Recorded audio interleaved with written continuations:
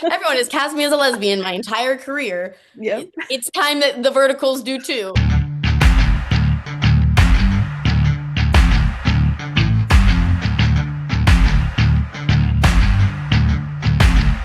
Thanks so much for being here. I appreciate you Yeah, taking the time out of your schedule to chat with me. And I of guess course. to kind of just kick off the interview, kind of give us your 30-second elevator pitch, just letting the audience know a little bit about who you are if they are new to you. Yeah, totally. I am Eloise Lola Gordon. I am an actor, director, writer, creative in general. I mainly work in vertical soap dramas at this point. And I recently created a short film that I adapted from a Tennessee Williams play that is in its festival circuit right now. I've got a few projects in the festival world, a few projects coming out soon, but yeah, that's kind of where I am, at least right now. Yeah, right. It's always evolving, I'm sure. And obviously, the vertical kind of series space has been blowing up Yeah. recently. I don't know if it was due to COVID or just the way that we consume our media, but kind of how do you approach creating these characters in more of a short form versus longer formats? Do you find it difficult to switch between it, or kind of what are your tips and tricks of how to film these things? Yeah, I mean, it definitely is different, especially when it comes to prep time, because you usually only get like a couple of weeks before shooting. If that, I've gotten scripts days before coming on to set, and the characters aren't usually written with a ton of detail. Mhm. So it can be a fun challenge of you're basically given an archetype. You know, you're given kind of this basic, you're either the nice, sweet girl or you're the evil, jealous one. And then it's up to you to kind of fill that in. And so I think when I first started doing verticals, I was kind of, disheartened by the lack of detail in Yeah. some of the characters. But very quickly, I realized that it's almost a blessing because we don't have a ton of time to like build out these thought through characters in the vertical format because you're given information so quickly, you don't get to experience nuance in the same way. Yeah. So I think it there creates like a really cool opportunity to infuse it in the moments where you can, and it kind of forces you to stay present and find those things really in the moment as opposed to planning like, oh, this is what her childhood was like and these are her likes and dislikes. Like you kind of just feel it out in the moment. And so I feel like I've gotten lucky in the sense that I've gotten to play more complex characters than maybe I originally thought just by being present and being open and taking in all of the chaos that's, happening around you and letting it inform your performance. And do you think, like, I know, especially like, my sexy mentor Seduced Me is blowing up right now, and that's Yeah. just been every single ad in my algorithm is that, which is great for you Yeah. guys. But definitely, I think that with these short forms, I almost felt like it would be more difficult because it's less of the like backstory and the verbalization and more of like the subtle like glances or anything like that. So do you feel like you've been able to hone in a little bit differently on your craft with less being like expressive with your, monologues and more with kind of how you portray the character? Yeah, I feel like it's a lesson in presence because like, you don't have the prep time. You don't have the chance always to explain your backstory as the character. So you get to just, even if you know all these things, you just have to feel them in the moment. And Mm-hmm. you don't have all these like training things to back up on of like, oh, well, maybe this moment would be right because of this thing in my past. You're like, no, this moment is right because we're here together and we're saying these words and this is what feels right when we're in the scene together. So I think it is a great lesson in presence and where sometimes like technique is amazing, preparation is amazing. I'm a preparation person. I come from the Mm-hmm. theater world. I would love to have months to work on characters and like endless amounts of rehearsal and character meetings and all that kind of stuff. Like that's great. That's how I feel like I do work my best typically.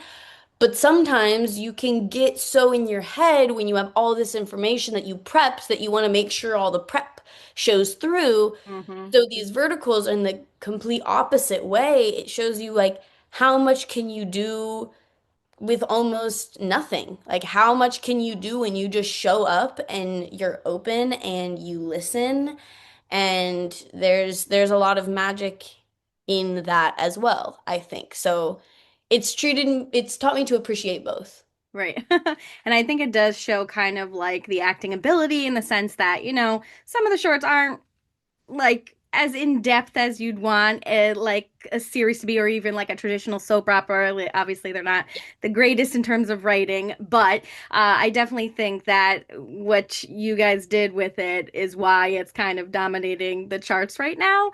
So like kind of what were the challenges, or were there any surprises when you were filming, that short, bringing this character of Vera to life? Like, did you find anything that surprised you? Yeah, I think that show was a very particular experience because I do think it was better written than a lot of them, and at least the characters didn't feel quite so much like archetypes. Hmm. Because I feel like Vera was written, she's supposed to be like the innocent ingenue of the two of them, Hmm. but the way she's written, like she's very sure of herself. She's thrown into this world that she doesn't know how to interact with, but she's from the moment that the show starts, she knows who she is and she knows kind of what she will and won't do, even sexually, Hmm. like she knows that she's a lesbian and she's experienced being a lesbian before. She understands what these feelings are. Yeah. She's inexperienced because she's young, but it's not for a lack of intelligence. It's not for a lack of anything but really time. She's just entering the world. Like she's just moved from home at 23. She's, probably worked as just like a waitress back home in Minnesota for the last few years since exiting high school, didn't have huge aspirations for herself beyond that. Yeah. Um, and so I think I was given a leg up with her in that way, that I didn't have to play too naive. I didn't have to play unintelligent. I didn't have to play ignorant in any way. I was able to just like be this girl that's kind of fresh in the world and experiencing all these crazy things. And then there's this incredibly beautiful, talented woman who's paying attention to me. And like, oh my gosh, that's so cool. And I think also because it's, a sapphic romance, the power dynamics were a lot more interesting to play with. Hmm. Because yes, she is clearly, my mentor and my elder and my superior work-wise and all these things. But I think the fact that we were both women, the playing field just felt more even, especially as playing the kind of quote unquote innocent in the Hmm. situation, or the Yeah. submissive, I guess. Um, yeah, it was. I think we had a lot more to chew on To join. Yeah. than the typical billionaire contract. We accidentally fall in love because we're in the situation kind of storyline. Yeah. And I mean, I grew up with shows like The L Word, and like the web series space was very limited in Yeah. terms of LGBT representation. So it was definitely interesting to kind of see. It was almost surreal in a sense because you obviously have this vertical series that, is showcasing these romances that obviously people would have liked to see back, when they were younger. Yeah. But obviously it's more accessible, but still not quite there in the sense of like the media space.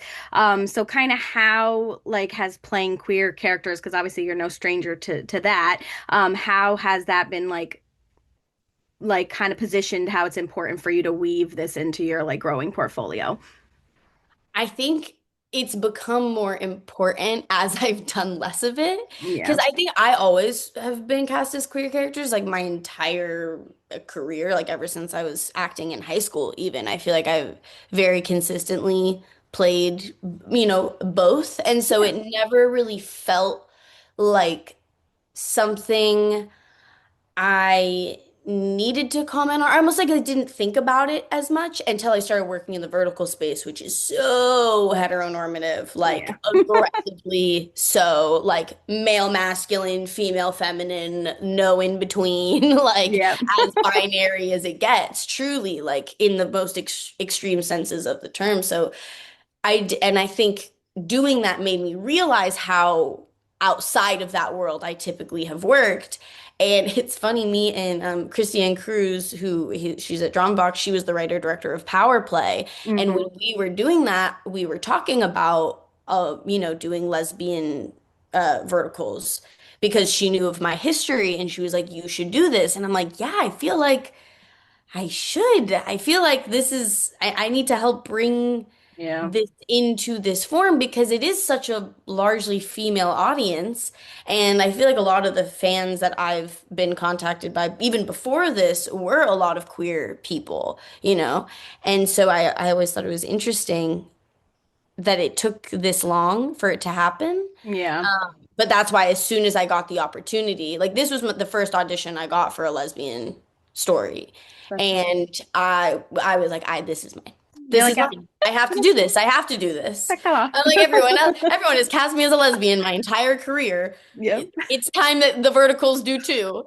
I know it is pretty saturated with just hetero stories. So hopefully they can expand that out a little bit.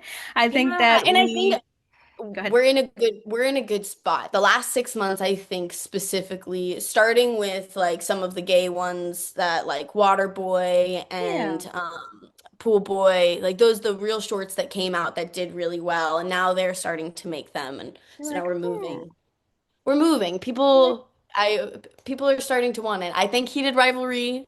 Yes.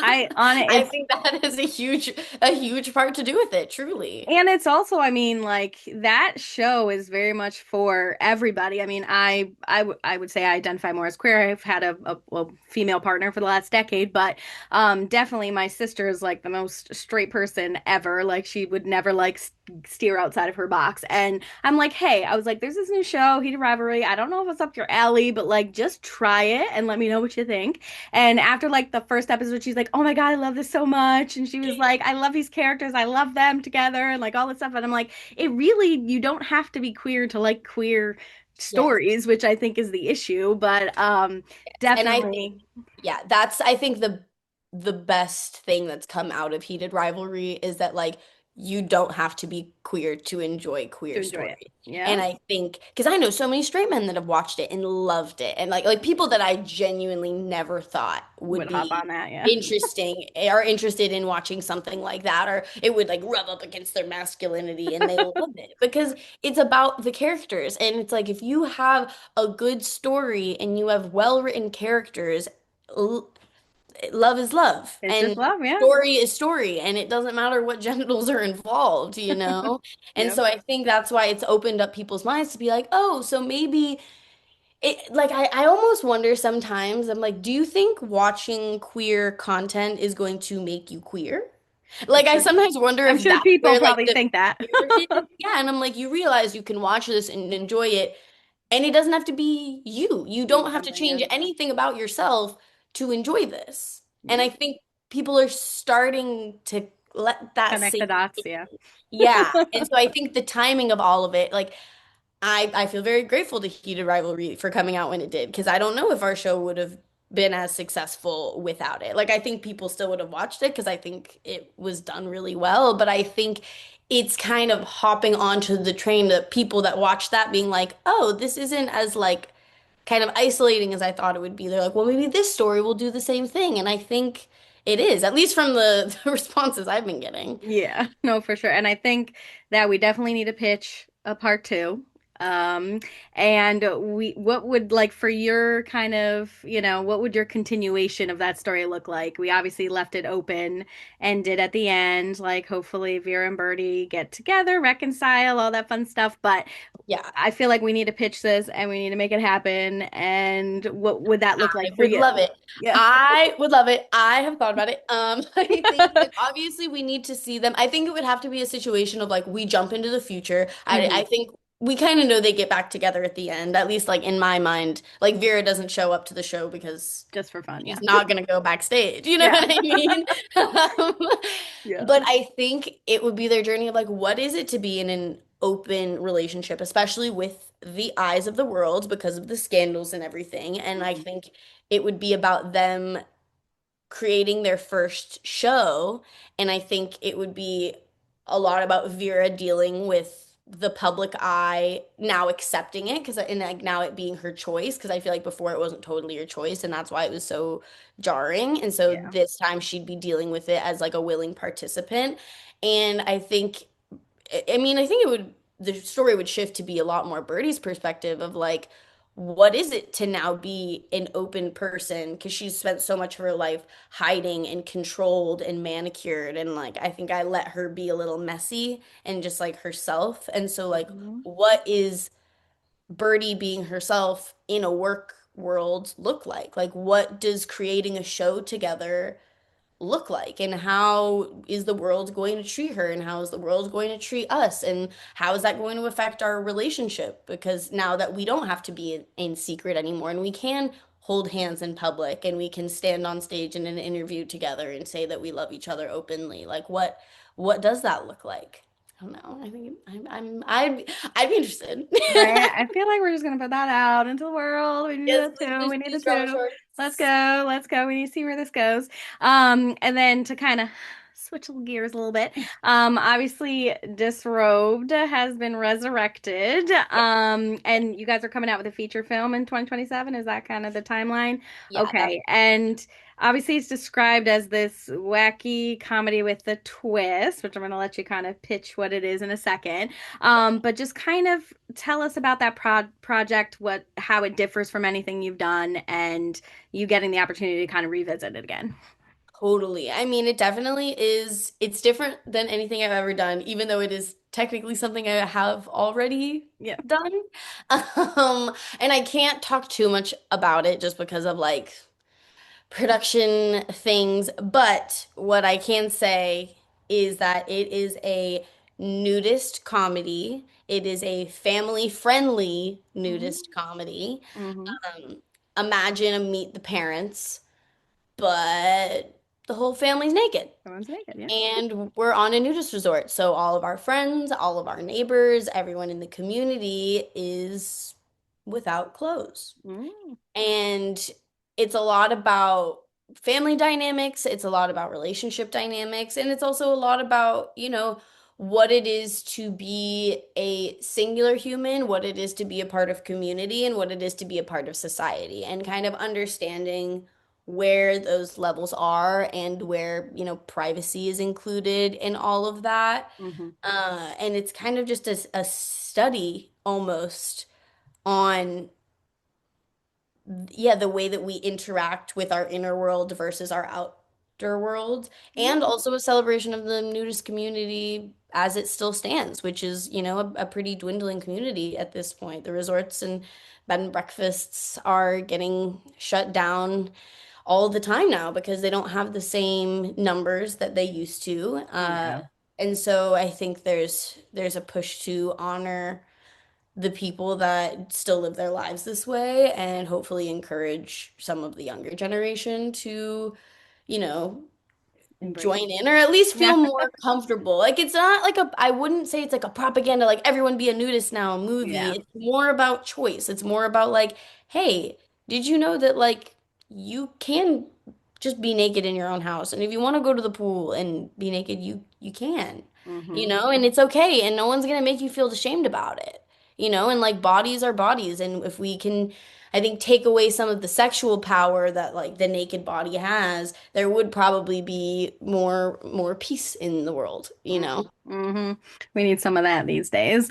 Yeah. I just envision because obviously you said it's like a family friendly nudist comedy. I just envision, you know how they like strategically place like items when somebody's pregnant on like a soap opera, and you're like, why does she have that giant bag in front of her? I feel like that's all I can see is like there's just like a bush, and you Yeah. have like a bag. So there is one scene that is very particularly that, where it's Okay. like there's things blocking everything, but Everything. there's full frontal nudity, Okay. full frontal and rear for every cast member of all ages, Ages. genders, sizes, everybody. So the jokes are like those are the moments that it's covered when everything else you're just Yep. seeing all of it. Well, obviously, hopefully more comes out in terms of what you can talk about, and then we'll look out for it in 2027. But you did mention that, directing is a passion of yours as well. And obviously, you have some projects coming out, but if you can kind of pretend nothing is coming out or has come out, and you could write and direct a brand new project, that's a completely different idea than what you've done, what kind of story would you want to tell? I have a few things that I've been writing over the years. When I write, I take absolutely forever to do it. I have to That's like sit okay. on That's a all right. project for a long time. I'll come back to it. I usually have a few things happening at once. But since I finished the last short that I did, I've been thinking about my next project, and I have a thriller Mm, that I've been writing, like a psychological thriller uh that I don't want to give away too much because, I don't want anyone to steal my idea. no, yes, But we don't it's a want that. psychological thriller about relationships Okay. and time and like past, present, future, kind of like what is reality coming in on itself. It's one of Mm, those where the narrator isn't necessarily reliable and you don't know what's going on in her head versus what's going on in the real world. Uh, okay. and so that I really like with my writing playing with perception and what the audience knows and what they believe versus what is the truth. Mm, And so this is a piece that definitely plays with that. I think okay. right now I'm thinking about doing it as a short and then pitching the feature. Something longer, yeah. But, we're still in the typing You're still stages. So, marinating. You're still just like word yeah, vomit. yeah, I'm still polishing the draft before I'm going to show it to anybody. Yeah, So, I feel that'll like probably happen within the next month though. okay, that's I good. would say. That's not too bad. Yeah, I No. feel like it's like creative chaos of like you need to just get it all out on the paper and then it like doesn't make any sense and then all of a sudden it makes sense and you're like, "Oh, Yeah, okay. exactly. This is how we're just word vomiting and it makes sense." But Totally. and then kind of going off like the directing piece, is there somebody in the industry that you've always wanted to direct? Oh. Could be past, present, future, whatever. Um, I mean, I would love to work with someone like Jenna Ortega. I feel like Mm-hmm. she has a range and ability to push herself past the normal, and I think I do love and appreciate all of the acting that we have that's supernatural and like people that can just come on screen and just like say words and make them sound like a human is saying words. But Yep. I really love and appreciate stylized performance. I think Mm-hmm. coming from theater, I appreciate when what we're seeing on screen is larger than life, an exaggeration of life, a study of a moment magnified, or, just I like the specificity, and I feel like she's someone that does a very good job at Mm-hmm. specificity and pushing the boundaries of what is normal and natural. And I would love to work on something with her where we can really play Ooh, and we'll go put to that the out into the extreme. universe. You heard it here first. We're gonna do it. And then obviously, when you're not working, what's something you love doing that just recharges your soul? I'm a nature person. I hike all the time. That's what I'm gonna do right after this. Yeah. I think the earth is very grounding. I am very attracted to the color green. Okay. When things are stressful up here, I just have to go outside and look at green plants and blue sky and feel the earth beneath my feet, and it usually fixes all my problems. So I spend as much time in nature as possible right now, but I am very much still in the part of my life that I'm figuring out what I do with my free time. Hmm. Because I think as actors, we're so used to hustle, hustle, hustle. And before the verticals, I had my day job and then I was hustling. So free time wasn't really A a thing. thing. Hmm. And then with these verticals, like I can jump from project to project, have a week or two off in between. And I'm like, well, what do I do with myself? Like all this newfound Yeah, because I'm like, freedom. I don't need to go find like how do I make another $100 today and tomorrow and needing to do this day to day because I'm like, okay, well, I have a project booked. I can We're relax good for now. until then. It's like so I think that's why I've been, hiking a lot. I work out a lot at this time because at this point I'm just like, okay, well, if I'm not working, I should be working on like my mental, physical structure so that I'm Hmm. in the best state for when I do go back to work. But there's only so much of that you can do with your time. So now I'm This kind of is like, true. all right, so when I'm not on set, I'm moving my body constantly, but what else? Yeah. Well, luckily you have good weather. Obviously, over here we've been pummeled by multiple snowstorms the last 2 weeks. So Yeah, I'm like, yeah. grass. I see grass. I'm like, yay.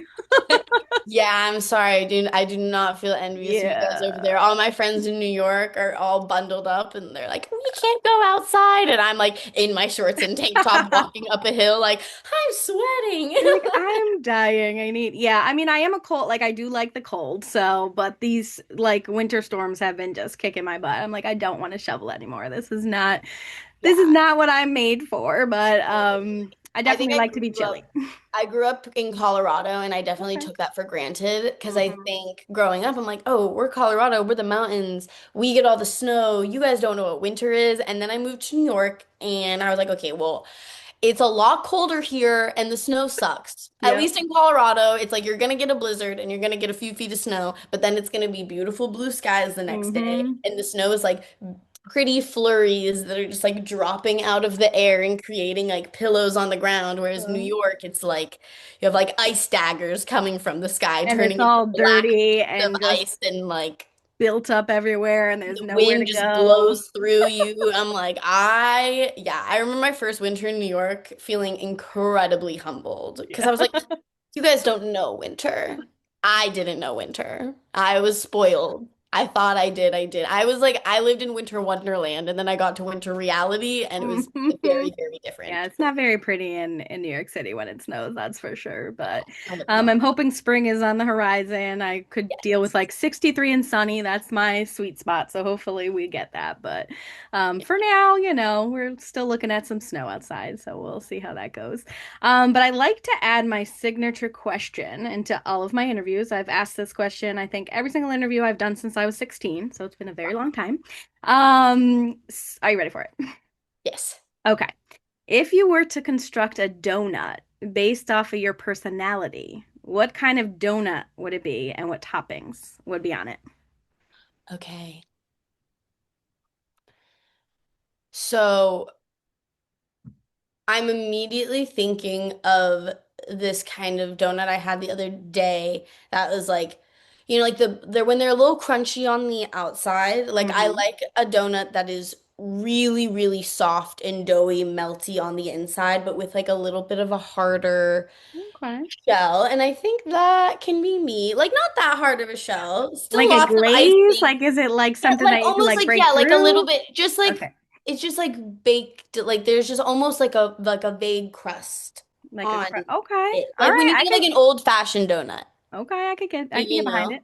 and then that, but then with chocolate syrup and sprinkles, so still very lots of sweetness, but like Yeah. I know I can be a little guarded because Yeah. I think I am inside so mushy and like doughy that I'm like if I don't have a little bit of a barrier, it's Yeah. all gonna fall apart. Just ooze out. Yep. So I No, I think think that. I've had to learn how to build that and Hmm. also honor it. And I think that's the part of myself that I love the most is that like I am very mushy on the inside and I love being sweet and putting smiles on people's faces, but I have a very strong moral compass and a Hmm. very strong sense of myself and what I believe and I don't waver on that. And sometimes that rubs people the wrong way when, Hmm. I'm not going to just bend to whoever's will. Yeah. But that's their problem and not mine. Yep. Because as long as I'm protecting myself and it's coming from a place of, love and respect for my own being, then they can do with that what they will. Yeah, it's definitely hard to kind of find people like that these days. So that is a perfect description of Donut You. Thank And let's see, you. so we're kind of wrapping up, getting to the end. What's the best piece of fan feedback that you've received, and how did it make you feel? Oh my gosh, I've been getting so much lately. Like this project, I've never received so many people messaging Oh me, and yeah. I think just hearing so many people, specifically the message that I've been getting the most that I've gotten at least 10 of so far is I never watch short dramas, but you guys just were so good and I felt your chemistry so much that I had to watch it all the way to the end and now I'm hooked and I hope to see you in so many things and you've gained a fan in me. And Aw. I mean, that's to me just like the greatest compliment. That's why I do what I do is I want people to feel seen. I want people to feel like they can feel all of their feelings with what I do and that they are supportive of me and want to continue watching my journey. Aw, that's So, amazing. yeah. I think also seeing so many queer people talk about like, thank you for showing our side of the world within these stories has been very encouraging. Um, yeah, no, the outpouring of love and support on this project has been very overwhelming, truly. Oh, that's amazing. Well, hopefully there's lots more success in that space and in other spaces, obviously. And to kind of just conclude, if you could wave a magic wand and guarantee one outcome for your career 5 years from now, what would that future look like? Consistency. Hmm. I mean, I think never finishing a job without having another one lined up. Hmm. I think of course, like I want to be doing the big blockbuster movies and the cool TV shows for Netflix and HBO and, moving into that level of work. But regardless of that, I would take consistency over one successful project any day because Hmm. I want to be a working actor for the rest of my life. I don't want to just have one project that does really well that I can just ride on forever. No matter, I mean, hey, that'd be great, but I'm I'll like, take I'll both. take successful for sure, but Right? I don't want successful to dry up. I want successful to create Yeah. more success. Yeah. So Well, we definitely are wishing you all of that and more. And hopefully you can talk more about Disrobed at some point in the yes, yes, next eventually. 10 months, we'll say. But yeah, if there's anything else you want to add, now's the time. If not, then I guess that would conclude the interview for today. Yeah, I think that's really it. Those are kind of the big things out right now is my sexy mentor, Disrobed is coming up. You Hmm. know what you are, which is the sapphic vampire feature that I was in. I think that will be available very soon. It's Okay. finishing up its festival run, and I've heard whisperings of distribution. I don't know Yeah. exactly where they are in that process, but that's probably my favorite thing that I've been a part of and the performance that I'm the most proud of. And I'm very excited for everyone to be able to watch it. So that will be coming out soon. So keep an eye out for Keep that. an eye. Yes, definitely. We'll have everybody follow you on social media so you Yes. can alert them when things are happening. But yeah, Yes. I think that's all for today. And hopefully I'll be chatting with you again soon. And I appreciate you taking the time and enjoy your hike in the Yeah. nice Thank you sunny so weather. much. This It's has been probably dark at this lovely. point over here. Yeah. This has been great. Thank you again.